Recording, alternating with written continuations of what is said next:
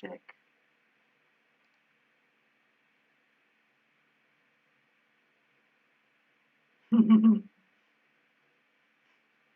Yeah, he answered.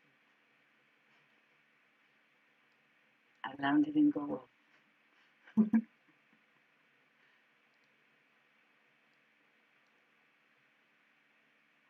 Everything?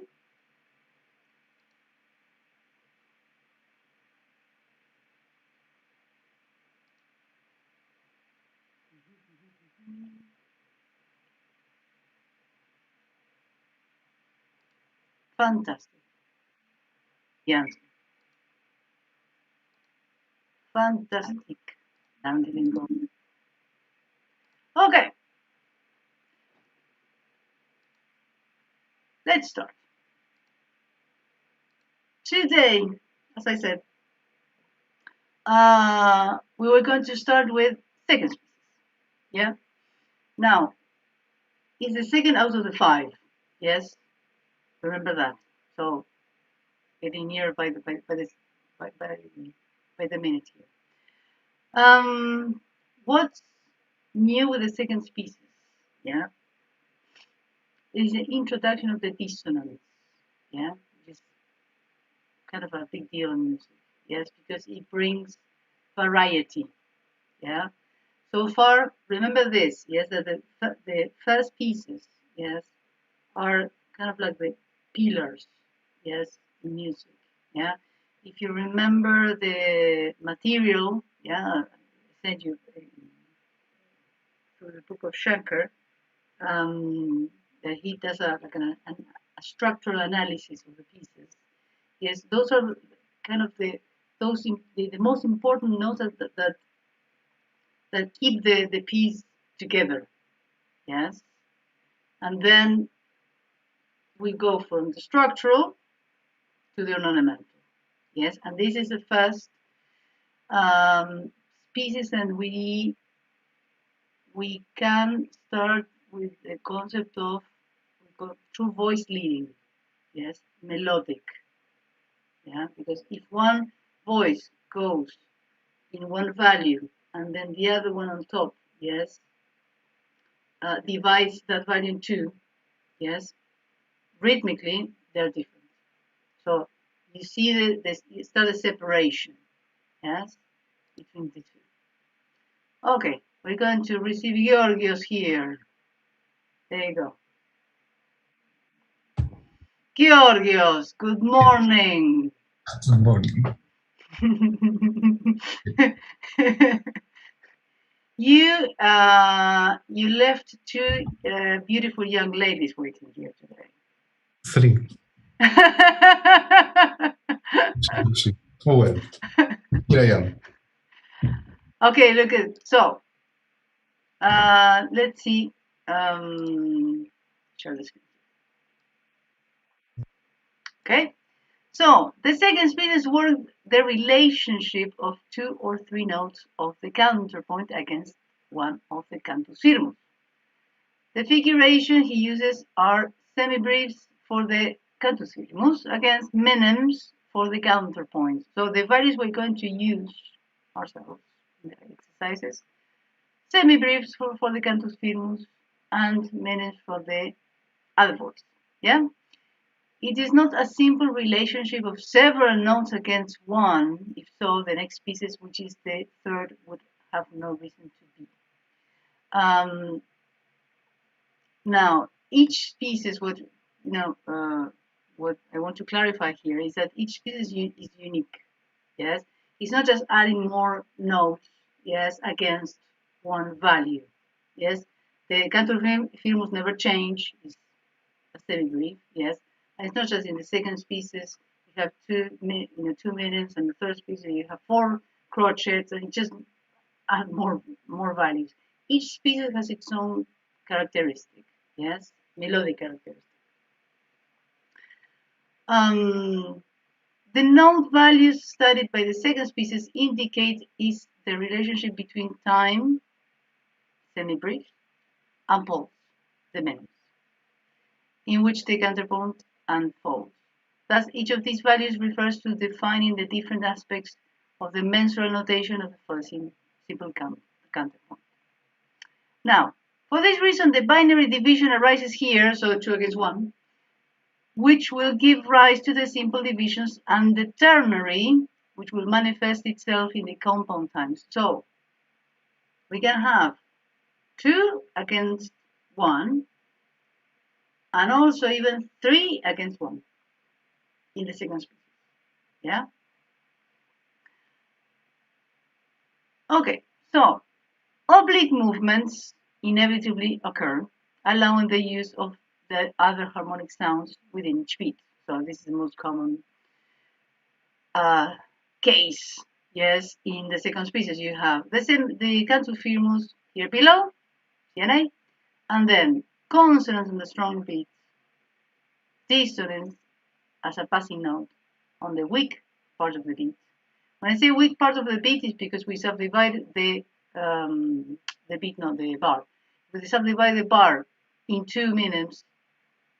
Yeah, the first is always strong, the second one is always weak. And then coming back to the strong measure position on a consonant. Always, always, always, consonances are also they also refer in counterpoint when the notes clash in second species. Yeah, just saying, because in these exercises, this is just pedagogical. We're going to use semi-briefs and minims. Yeah, but anything that clashes on the strong beat, yes, it's a strong beat, sorry, and then the weakest part is the one that the note that doesn't clash. Yes, the sequence, because here now we're going to start looking at the melody itself very slowly, but melody itself. The whole point of the second pieces or the third species as well is to bring variety to the melody. So a melodic shape, we're talking about the sequence. A melodic shape that is repeated at another pitch is called a sequence. You know that, yeah? From harmony. In the previous example, the first 2 bars, yes, the ones that we saw, the second speed's counterpoint has a sequence.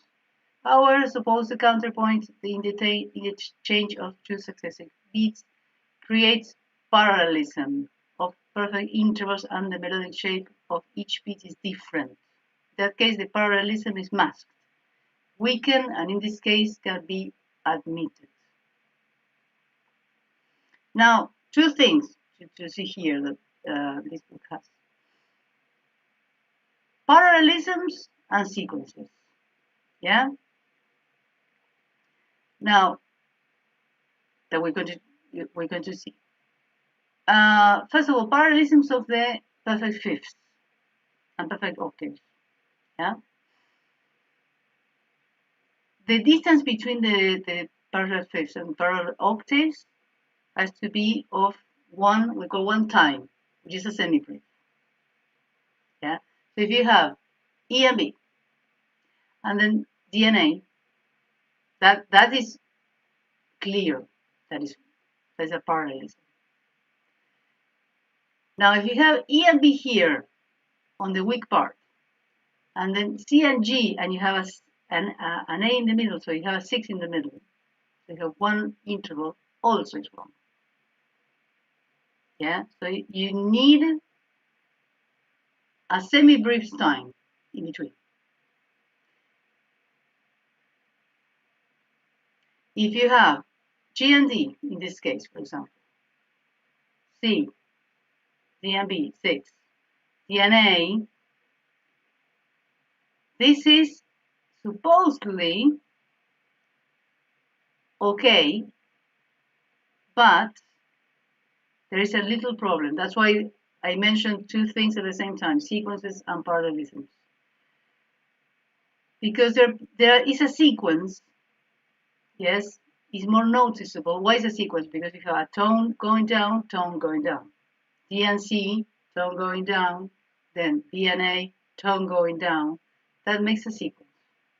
So that is, because it's repeated in counterpoint, counterpoint, it's not allowed because you heard it before and then it brings more your attention, basically, the second time. So despite the fact that they have a semi-brief time in between, it's not allowed. I don't know if that's clear or not. I'm not sure. Yes, okay, no worries. No worries. So should that be forbidden or something like that? Like that? Well, you have the cases, first of all, you have the case always, when I say parallelism is vertical. Yes, it's kind of when we is relate these parallelisms also as in harmony. Yes, objectionable perfect fifths and octaves. Yes, parallel. So for let's say you have here you have E and G, you have third. Yeah, no problem. E and B, yeah, it makes a fifth. Between E and B, you have a fifth.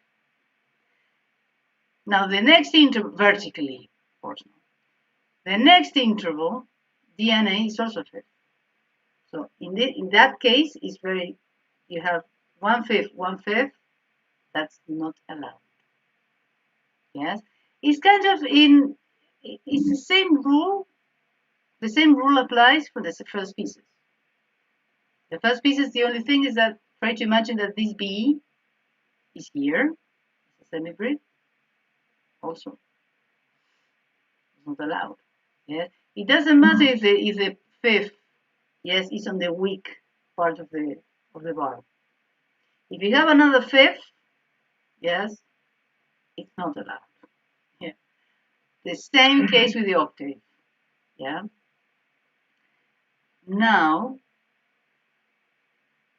the space, yes, the value, let's say, between 2/5 or 2 octaves has to be of, we call it time, or in this case, the cantus firmus. Cantus firmus in this case is a semi-brief. Yeah. So that's called the time. Yeah, the time is cantus firmus and the pulse is a melody. Or can be called the surface rhythm. Yeah, in more modern times. There's a time. In the time that the music, why the time? Because it's the time of the music moves from strong metric position to strong metric position to strong metric position. Why is that? I mean, later on you're going to see that. I mean, you can infer this when you're playing a piece. Yes, you're playing almost by bars. You don't play about beat by beat by beat by beat by beat. Yes, the phrasing is you feel the pulse of the beginning of the bar and then the beginning of the next bar. When you're playing piano, say a piece, yes, you're not accenting note by note by note by note by note. Yes, the music has a we call time. Yes, in within that time, a lot of ornamental things can happen. Yes, in this case, two minims.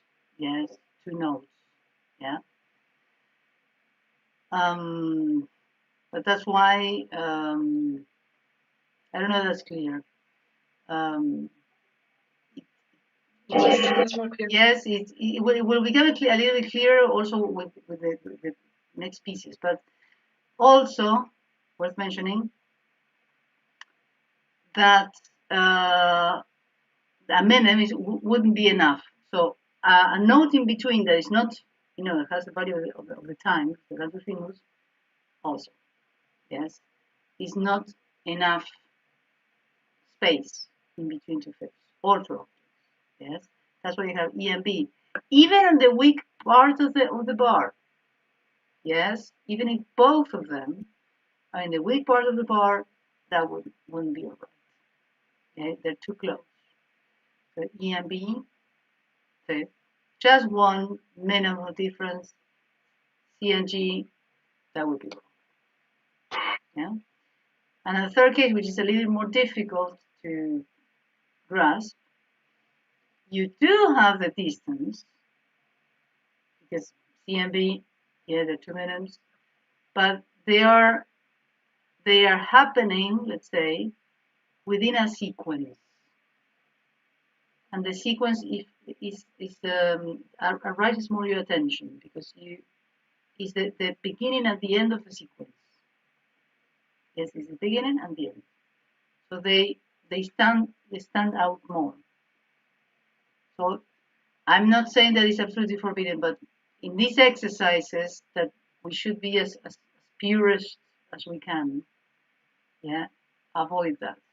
Now, this is not something that is absolutely forbidden when you're composing a fugue or contrapuntal motion, texture, yes. But now, yes, try to avoid this, yes. Now, it's a little bit better in this case because you have the fifth on the weakest part of the bar, and then you don't have any melodic relation. Yes, you have a skip, you have a step downward, yeah, leap again. So the variety makes you kind of forget that there was a fifth, yes, before. And then you have two minims, that makes that semi-brief. Yeah. More or less clear? Yeah. Okay, fantastic. Ternary meter. In these ternary meters, in the first example, the fifths are within a temporal measurement. The second one, this is for example. So now you have 3 minutes. You have a dissonance. Now, when I say dissonance, yes, remember which are the dissonances considered in counterpoint. The ones that we cannot use in first piece, basically. Seventh, sorry? Seventh second. Augmented fourth. Yes. The semi-consonant is fourth. How's it called? Yeah, now it's called neutral, but in counterpoint, yeah, it's considered to be a dissonance. Yes, we would say today neutral. Yeah, but yeah. Perfect. So that's it. The second, seventh, actually every augmented and diminished interval, just to be very sure that no augmented, no diminished, no kind. And yes, that's the fourth. Yes. So you have internally, yes, Laura, that is good. So you have internally formed, basically you have strong, and on the weak, yes, you can, weak is the second or the third piece, yes.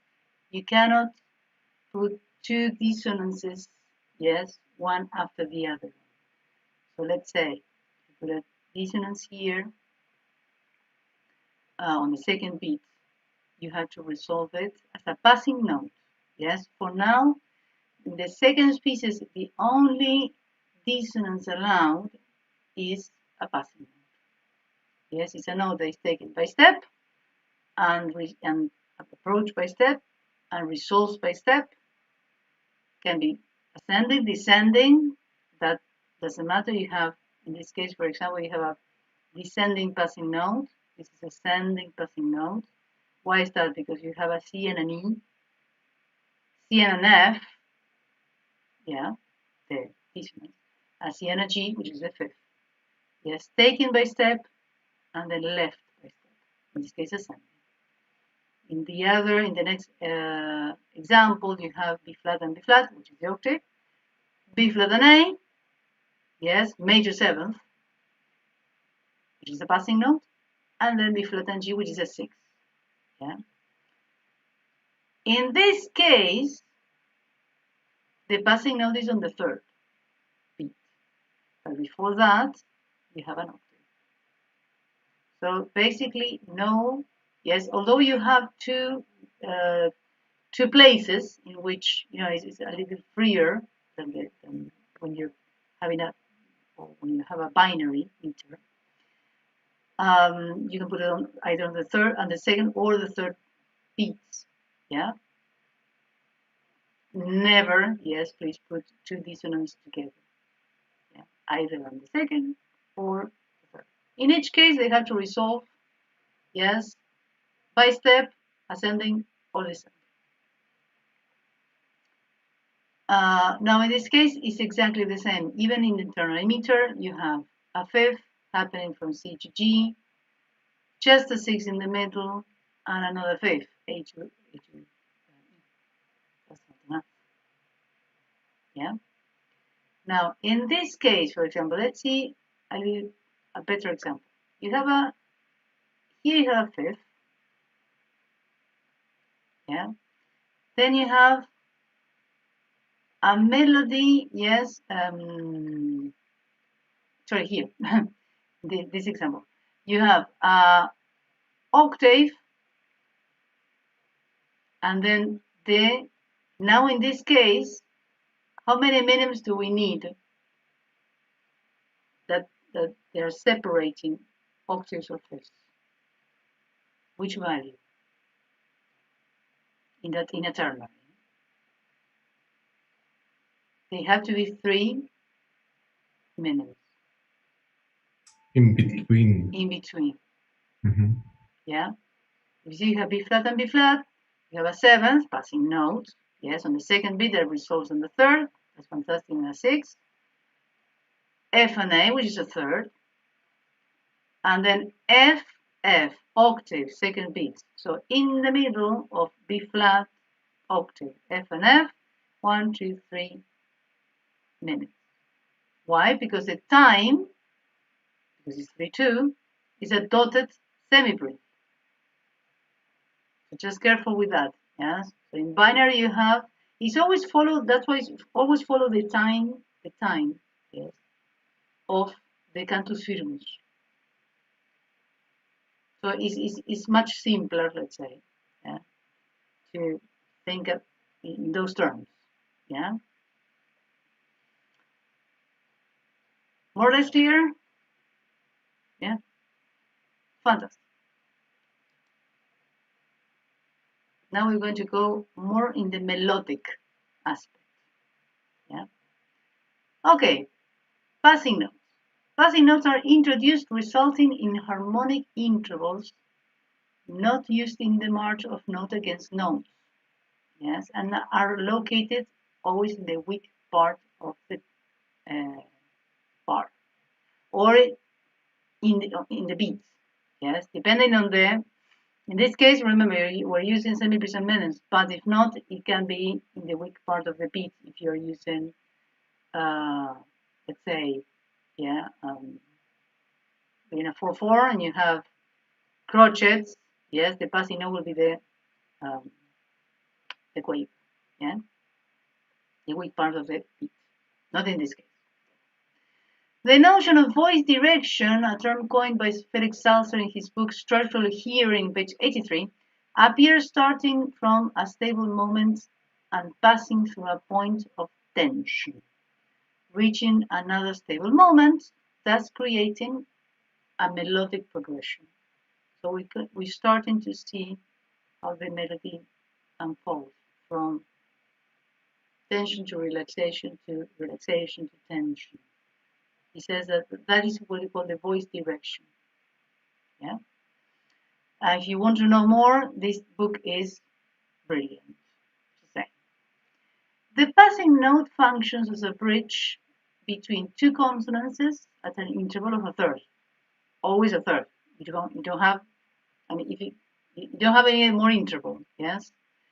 Only one passing note is allowed, whether it is binary or ternary meters. Yes, consonances are used freely on each beat. They can make consonant passing notes or can be reached by left, by a leap or skip. So,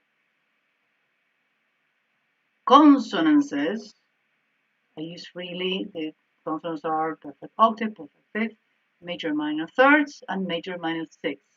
Now you can use them as much as you want. The same rule applies though, of no more than 3 consecutive thirds, no more than 3 consecutive sixths. Yes, even in here. Yeah, because every time you listen to an interval 3 times, the fourth time, well, you you know, yes, I mean that you have lost a voice because you're following the parallelism. It doesn't matter if it's the consonants, and it doesn't matter if it's a shorter value. Yeah, it's perceived all the same. Yeah, as parallelism. So from consonants to consonants, you can leap. Yes, it's not like a dissonance. When they occur, yes, curious. So passing notes only between thirds, not sixths, Only between thirds. and not sixth to third either. I mean, if you have, if you have, let's say that, let's go to the, let me see. Let me go to an example that I can explain. Let me see. Well, here. Here you have a passing note, right? Mm-hmm. No, but in this case, well, in this case, it's a dissonance. Why is a dissonance? I don't know if you can see clearly. The diminished. It's a diminished, exactly. So, but why third? In between a melodic third, the passing C and A. In the middle, passing note. It is a It is a what, sorry? sixth on the middle. It's a six. Not a Are you third. talking about vertical or horizontal? Okay. Yeah, I'm not talking about the interval that you make with the cantus I'm talking about purely Yes, melodically. yes, yes. Yes, between C and A, and they're both vertically consonances. Maybe that was the question. Yes, it doesn't matter actually the vertical consonants Okay. of both of the notes. In this case, E with C, F with A. They're consonances. Yeah, Got it. yeah. In the middle, boop, yeah, the passing note. Okay, so coming back. Adjacent beats. Yes, that's why consonants are used freely on each beat. They can make consonant passing notes or can be reached by left by a leap or skip. Now we're going to see how we're going to use the skips or leaps. Yes, so there have to be some system. Yeah. Now when they occur from one beat to the other, the second beat can avoid the impression of parallelism. It means that one pole's melodic shape causes a perfect fifth or octave, and his shape is repeated in the next beat where the counterpoint is parallel. It is exposed and therefore clearly perceived. Yes? Everything there is in a nutshell, everything there is a sequence, yes, it puts on the foreground everything that you maybe you didn't want or you wanted, but puts it on the foreground immediately. Yes, because the ear can perceive it. The second time around that you listen to it, you immediately recognize a pattern. Yeah. Now that comes very obvious when you have perfect fifths, yes, or perfect octaves, and that we should avoid. Yes. But we should avoid in general, yes, no sequences whatsoever in these pieces as a general, in general, yes, no sequences. Now, do you see why you could, yes, you could, in a way, yes, hide a little bit the fact that you had not enough time, yes, in between fifths. In this case, the fifth is obvious because you have a sequence between B and G, you have a third. Now, one tone lower, you have an A and F. That's clearly a sequence because the interval is kept, yes. And the worst case scenario is because also you have the fifth and strong major position, that's worse. So this is kind of the worst case of a fifth ever. Yeah, because both are strong metric position, they start in strong metric position and they're in a sequence. In this case, the second time around, it could be an exception. Yes, in counterpoint, we're going to see a lot that if the melody, yes, I mean, if it serves the purpose of a good melodic line, there are exceptions because the melody is not the progression like in harmony, which if the progression is wrong, that's it. But if the melody asks for it, yes, if it's in the in the goal of building a good climax, yes, well, a part of fifths is not that bad, yeah. But in this case, you don't have any. You don't have any similarities between the first part, this one, with the fifth and the first beat, and the second part because they're different, yeah. That is kind of the exception. I'm not saying that you have to cling from the exceptions, yes. But in the counterpoint, the most important thing is the melody. If it creates a nice melodic shape, the verticality is less important than the horizontal plane. Yeah. Beginning of the counterpoint. To further emphasize the independence between the cantus firmus and the counterpoint, the latter begins with the rest of a beat. The harmonic intervals between both voices are the same for all species. Unisons, fifths, octaves. Remember, fifths and octave when the cantus firmus is on the bass or lowest voice, and then just octave or unison in this case. You can start with a unison because you don't start at the same time. You start one, the other one. Yes, you can have. Let me see. No, example. But you start with the cantus firmus with the rest of the menem, and immediately after, on the second part of the beat, you start your counterpoint. Yeah, just for independence of the voices. That's it. Use of leaps in the melodic discourse. The actual movement is from a strong metric position to another, where the weak pulses are intermediate ones. The function of these movements are to lead the movement with consonant passing notes or not, to break the line to go to another register through leaps or skips. Those are the use of leaps in the melodic discourse in counterpoint. Let's go a little further. Leaps are used as a sort of contraction of passing movements, for example, thirds, sometimes fourths. After them, the melodic march continues in the same direction.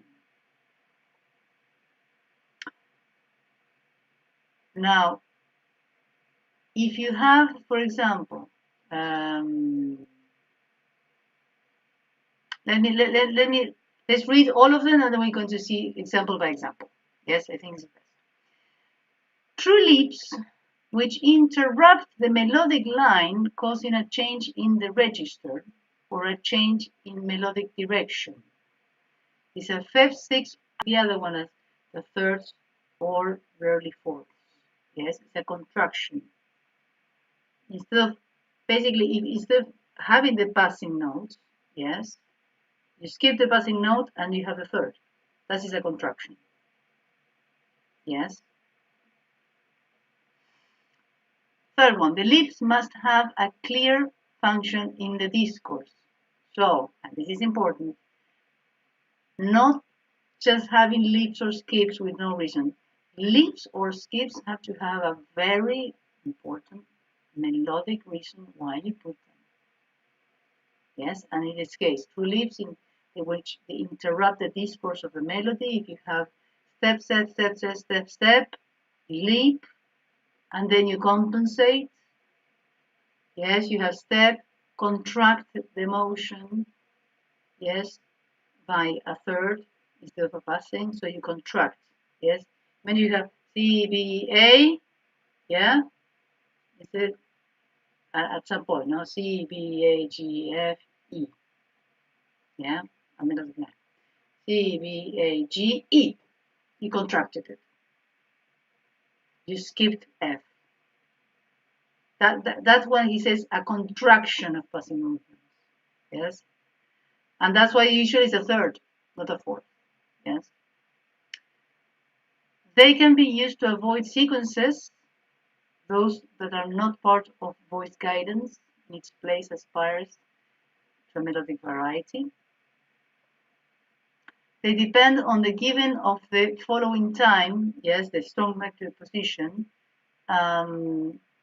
is not a filler but an integral part of conduction. If this does not happen, it calls into question the role of continuity. The lips are produced from strong to the weak pulse or between weak pulses. Remember this. This is a very important rule in counterpoint. And then you're going to see that, interestingly enough, that these rules apply if you see a lot of pieces, yes, music. You're going to see this rule applied. The lips are produced from the strong to the weak pulse or between weak pulses. And it is not advisable to be the other way around, just because of, first of all, style. If you see that even from the Renaissance period that we have listened to it before, this does happen. Yeah. The note we must arrive through a lip has to fall on a strong lip. Yes, the lip can be from strong to weak. Yeah. So, in a nutshell, they can produce the lips, no?